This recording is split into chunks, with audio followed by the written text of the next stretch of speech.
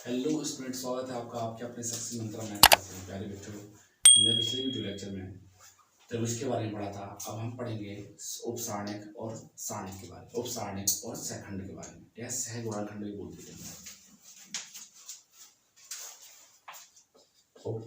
उपसारणिक से बोलते हैं माइनस।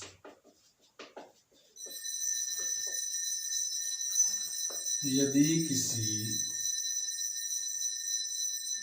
सारणिक के अवयव के किसी एक अवयव किसी सारणिक के अवयव की पंक्ति और स्तंभ को हटा दिया जाए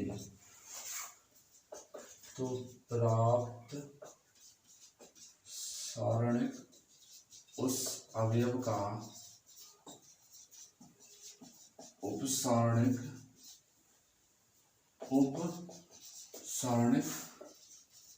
कहलाता है।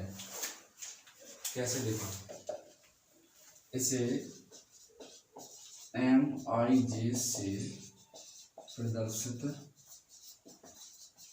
करते हैं।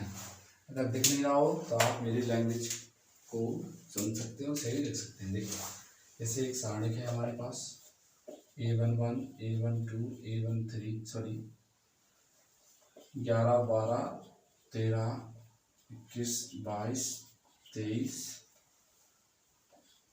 31, 32, 33, ऐसे बोल देते हैं भाषा में। देखिए, ये है हमारे पास। देखिए, हमें इसका निकालना, मान लो हमें A11 का क्या निकालना है, उपसारणिक। तो लिखेंगे कि M11 उपसारणिक निकालेंगे। इसका पंक्ति छोड़ देंगे, इसका स्तंभ छोड़ देंगे, बचा क्या है, ये यही हो गया हमारा क्या, A32, A23 और A33। यही क्या हो गया, उपसारणिक। जैसे माइनर बोलते हैं, तो सॉल्व करेंगे तो क्या हो जाएगा, A22 A33 minus A23 A और A32। मैंने ये सॉल्व करा है, तो यह सॉल्व कर सकते हैं। ये क्या हो गया, माइनस। इसी तरीके से हम किसी का भी निकाल सकते हैं। जैसे M2 बोला जाएगा, हम M2 M12 निकाल लेंगे, सभी निकाल लेंगे। ऐसे निकालेंगे, A किसी का भी निकालना हो A12 का, तो ऐसे निकालेंगे, इसे हमसे प्रदर्शित करेंगे। ये हो गया हमारा उपसारणिक। अब हम देखते हैं सहखंड। यह कहते हैं सहगुणनखंड, उसे ही हम बोलते हैं कोफैक्टर। देखिए, कोफैक्टर पढ़ते हैं।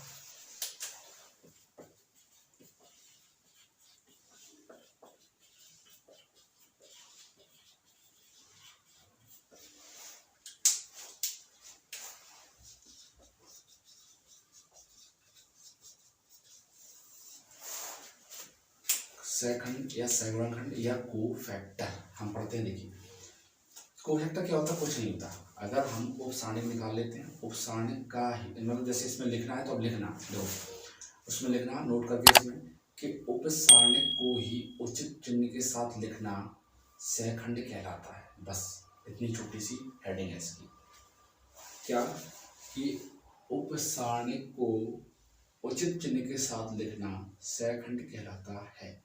इसे AIJ से प्रदर्शित करते हैं। इसे AIJ से प्रदर्शित करते हैं। जिसमें AIJ क्या है, ये पंक्ति होती है, ये स्तंभ होता है। मैं बहुत शुरुआत में ही बता चुका हूँ, ये आपको पता होना चाहिए। देखिए, मैं निकालता हूँ, कि मेरे पास वही है A12, 13, 14।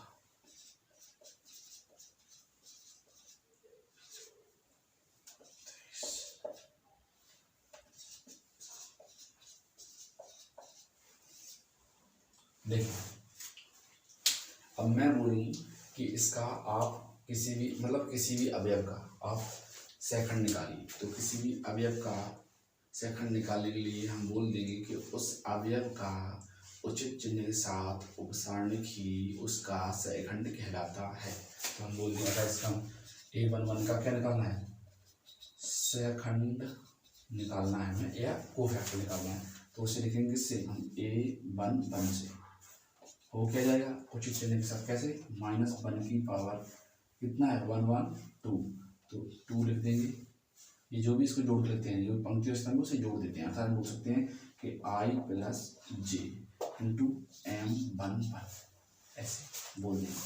अर्थात इसको सॉल्व करेंगे तो हम बोल देंगे कि -1/2 1 1 2 हो जाएगा ना, और M1 मैंने निकालना बताया ही है, आप चाहो तो निकाल सकते हैं।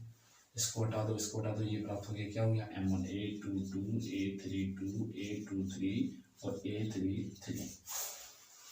अब अगली बात से इसको निकालने का सबसे अच्छा तरीका क्या है, जब हमें करना हो, अब हम यहाँ पे देखिए, अच्छा हमने इसको सॉल्व किया तो ये क्या निकला, ऊपर सम घात है तो ये माइनस माइनस खत्म हो जाएगा, क्योंकि माइनस थोड़ा हम 2 बार करेंगे क्या प्लस हो जाएगा।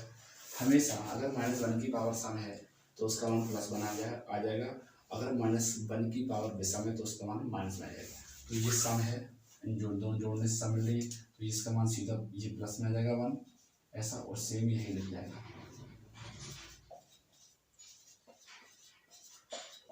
ये लिख जाएगा।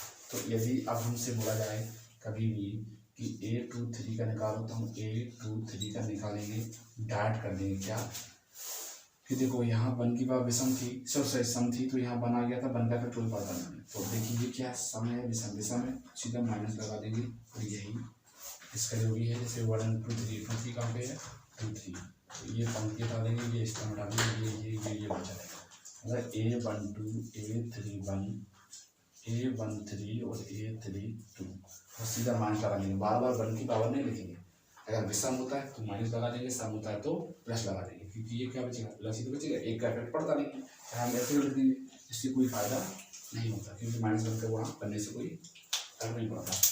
ये हो गया हमारा सेकंड, जो घर पर रिविजन करते रहें, देखते रहें। थोड़ा बड़ा चैप्टर है, बट है बहुत ही ईजी, आप आसानी से इसको लगा सकते हैं, सॉल्व कर सकते हैं।